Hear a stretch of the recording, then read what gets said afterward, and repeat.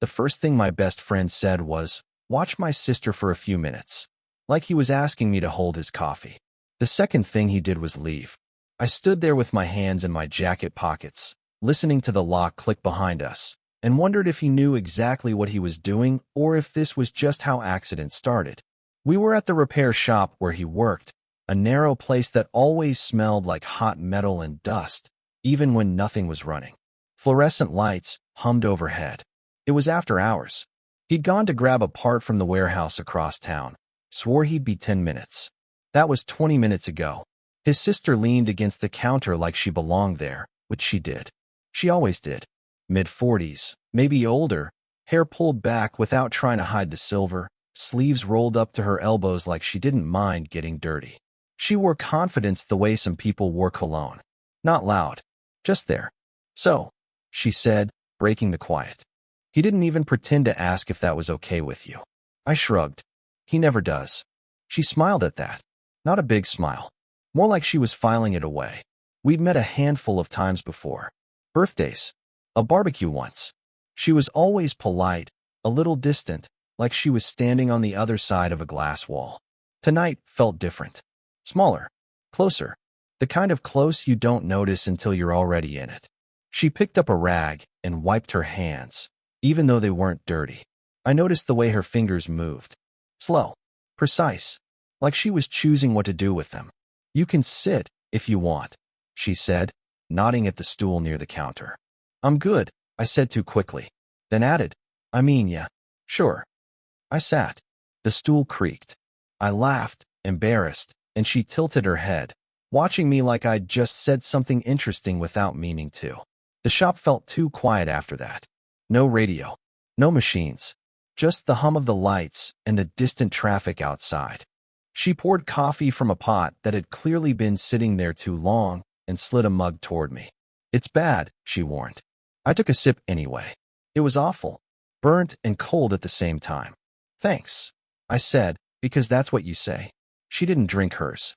Just wrapped her hands around the mug and stared into it. There was a small scar on her wrist, pale and thin.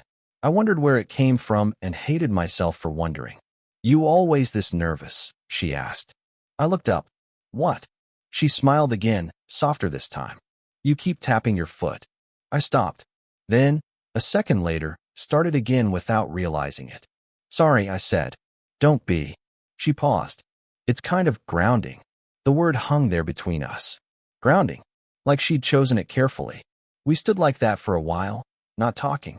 I could feel her presence beside me, solid and calm. It made me aware of myself in a way I wasn't used to. Like I'd been seen without being asked. When my phone buzzed, I flinched. A text from my friend. "Running late." Of course. I looked up at her. She was already watching me. "Looks like you're stuck with me a little longer," she said.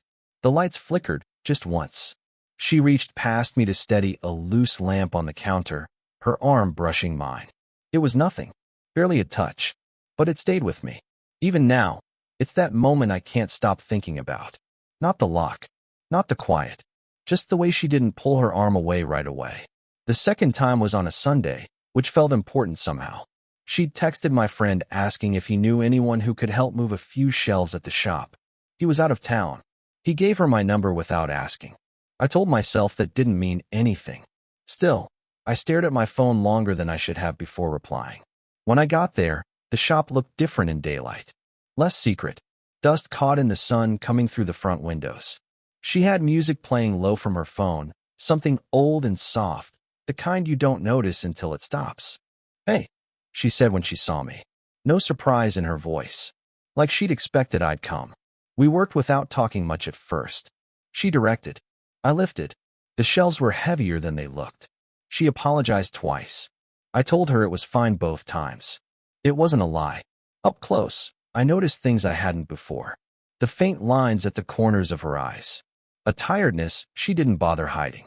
Her hands were steady but careful, like she was used to doing things alone and didn't want to drop anything. "You don't have to be so gentle," I said when she hesitated, letting me take more of the weight. She glanced at me. "Habit." That was it.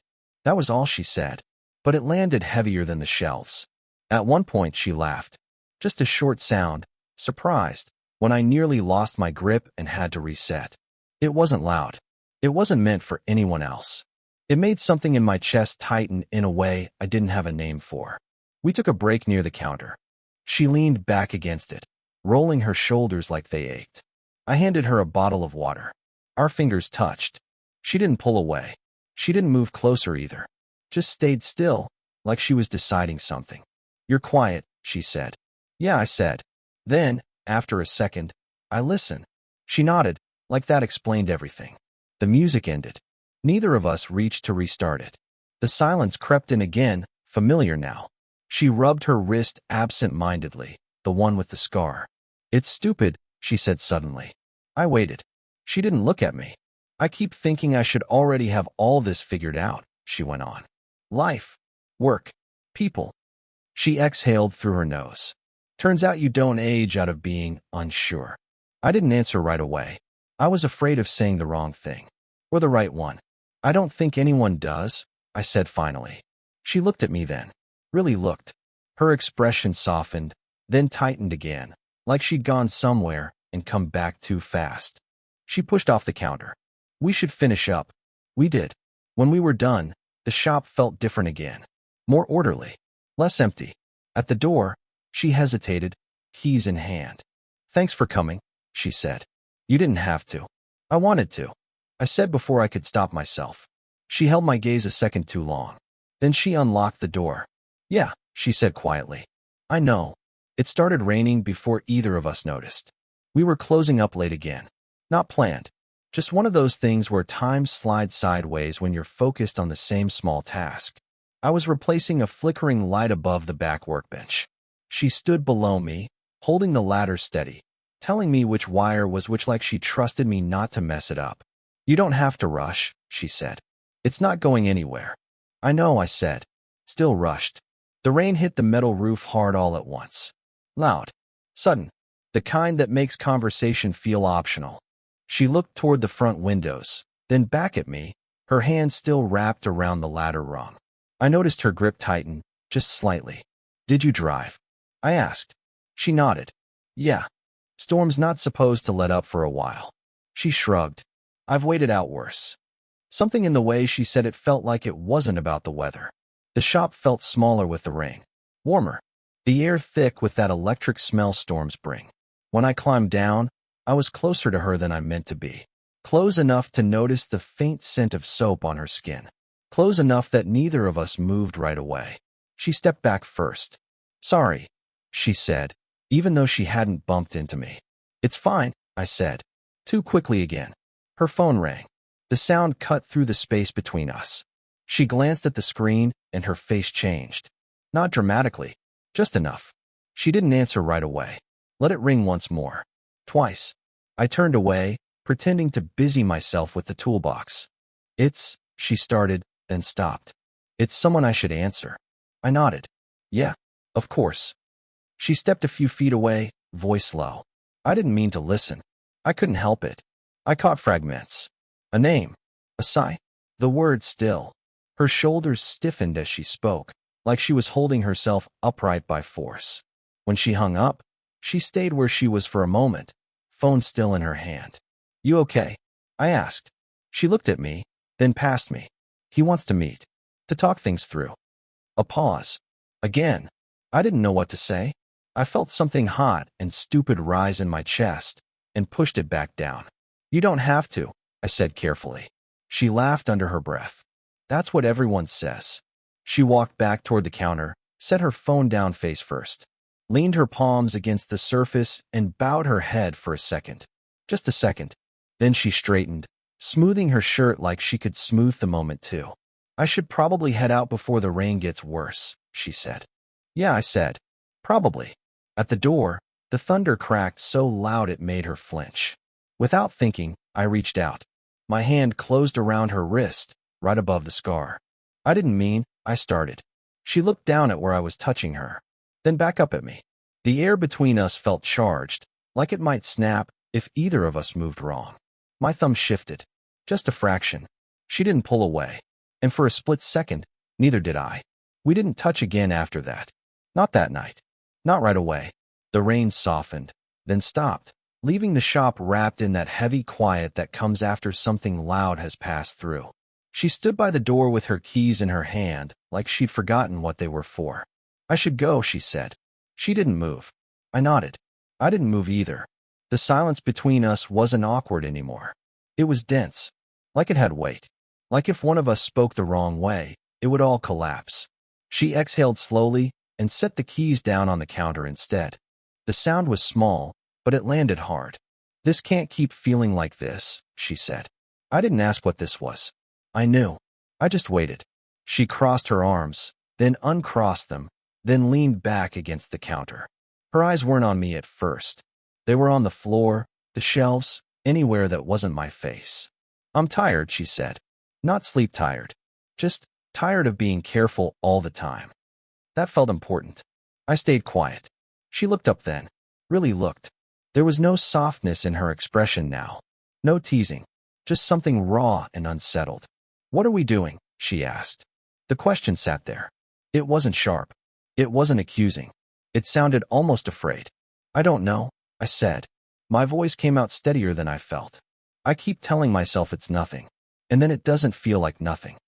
She nodded slowly, like that confirmed something she already suspected. "You don't look at people like this," she said. "Not unless it matters." I swallowed. "You don't either." That made her flinch. She pushed off the counter and walked a few steps, then stopped. Her hands clenched at her sides. I noticed she was shaking just a little. "This isn't about rules," she said. "Or age. Or what anyone would say." A pause. "It's about the fact that I should know better." The words landed heavier than anything else she'd said. "I don't need you to fix anything," she went on. "I don't need whatever this could turn into." She laughed once, short and humorless. "I just needed to stop feeling like I'm standing on the edge of something I didn't mean to walk toward." I wanted to tell her I could step back, that I could make it easy, that I could pretend this hadn't rewired something in me. Instead, I said, "I don't want to make this harder for you." She closed her eyes at that. Just for a second. "That's the problem," she said quietly. "You don't." We stood there, the space between us untouched and suddenly enormous. No rain, no noise. Just the hum of the lights and the sound of her breathing, uneven now that she wasn't hiding it. She picked up her keys again, slower this time. "I need distance," she said. Not as a request, as a confession. Then she looked at me, eyes shining but steady, and said the thing that stayed with me long after the door closed behind her. "Because if I don't step away now, I don't trust myself to." I didn't see her for almost 3 weeks after that. Not at the shop. Not at birthdays or quick drop-ins.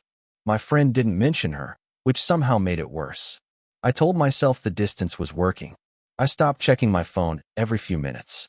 I slept better. I lied to myself with some effort. Then, one afternoon, I got a voicemail from a number I didn't recognize. I almost deleted it without listening. Her voice came through quiet, careful, like she was standing in a hallway and didn't want to echo. "Hey, it's me. I know this is unexpected." A pause. I could hear her breathing. "I found something today, and I realized I never explained. I don't want to leave things the way they are." Another pause. Longer this time. "If you're willing, I'll be at the shop tomorrow morning. Early. No pressure." She hung up before I could decide anything. The next morning, the shop lights were already on when I arrived. She stood at the counter with a small cardboard box open in front of her. She looked tired. Not the end of a long day tired. The kind that comes from digging through old things you didn't mean to touch. "Thanks for coming," she said. No smile. Just honesty. "What did you find?" I asked. She didn't answer right away. Instead, she reached into the box and pulled out a photograph. She didn't hand it to me. Just held it between her fingers, staring at it like it might change if she looked long enough. "It's stupid," she said. "I should have thrown this away years ago." "It doesn't look stupid," I said. She exhaled and finally turned the photo toward me. A younger version of her stood beside a man about my age. Same posture, same crooked half-smile.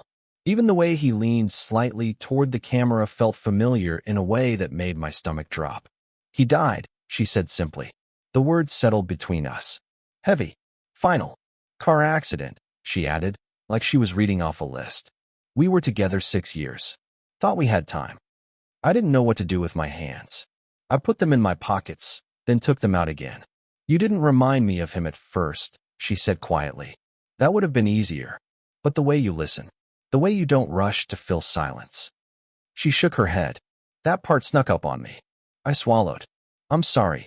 She nodded, accepting it without looking at me. I'm not telling you this to make anything happen, she said. I needed you to know it wasn't about temptation or loneliness. A small, tired smile. It was about recognition. She put the photo back in the box and closed it. I didn't expect to feel seen again, she said. And when I did, it scared me more than missing him ever did. The shop felt unbearably quiet. I realized then that whatever I thought we were navigating wasn't just about timing or restraint. It was about grief that never finished unfolding. She picked up the box and held it against her chest, like it weighed more than it did. I don't know what this means, she said. I just know pretending it meant nothing hurt more than telling you. She met my eyes then. No apology, no expectation, just truth. And something in me shifted, quietly, like the ground deciding it wasn't as solid as I'd believed. We didn't decide anything that day. That's the part people never believe when I try to explain it later. They expect a line crossed, a rule broken, a moment that tips everything forward. What we did instead was sit. The box stayed on the counter between us like a third presence. Neither of us touched it again. She made coffee. Fresh this time. Strong. We drank it slowly, standing a few feet apart, the space no longer charged in the same sharp way. It felt heavier now. Truer. I don't want to replace anything, I said finally. My voice sounded strange to my own ears. Or be compared to someone I never knew. She nodded. I know. I stopped. Tried again. I don't want to be a mistake you understand later. That made her look at me. She studied my face like she was checking for something hidden. Then she shook her head once, firm. You're not a mistake, she said. You're a reminder. Of what? She thought about it. Long enough that I almost wished I hadn't asked. That I didn't imagine who I was back then, she said. And that I didn't lose the part of me that could choose. The word landed carefully. Choose. Not fall. Not need. Choose. We moved to the small table near the window. Sat across from each other. The rain from earlier had left streaks on the glass. Outside, the street looked washed clean, like it had forgotten something ugly. I don't know where this goes, she said. And I won't pretend I'm not afraid of that. I am too, I said. That surprised a smile out of her. A real one. Brief, but warm. Good, she said. Then we're at least standing on the same ground. Silence settled again, but it didn't feel like avoidance anymore. It felt shared. She rested her forearms on the table. I mirrored her without thinking. Our hands were close. Not touching. Close enough that I could see the faint tremor in her fingers. Without looking at me, she shifted her hand slightly. Just enough that her pinky brushed mine. Neither of us moved it away. The contact was almost nothing. Bare skin. No grip. No claim. It steadied something in me I hadn't realized was shaking. She leaned forward, resting her forehead against my shoulder for a second. Just a second. Her weight light. Her breath warm through my jacket. Thank you for not rushing me, she said quietly. Thank you for not pretending, I answered. She straightened. We didn't kiss. We didn't need to. The room felt full in a way it hadn't before. Like something had finally been set down instead of held up. When we stood to leave, she reached for my hand. This time she held it. Not tightly. Not forever. Just enough to say, I'm here. I'm choosing to stay. It's been a while now, long enough that the memory has softened around the edges without disappearing. We didn't rush into anything after that morning. We didn't announce anything either. Life didn't suddenly reorganize itself to make room for us. We kept showing up. To the shop. To conversations that weren't always easy. To silences that no longer scared us. What changed first was me.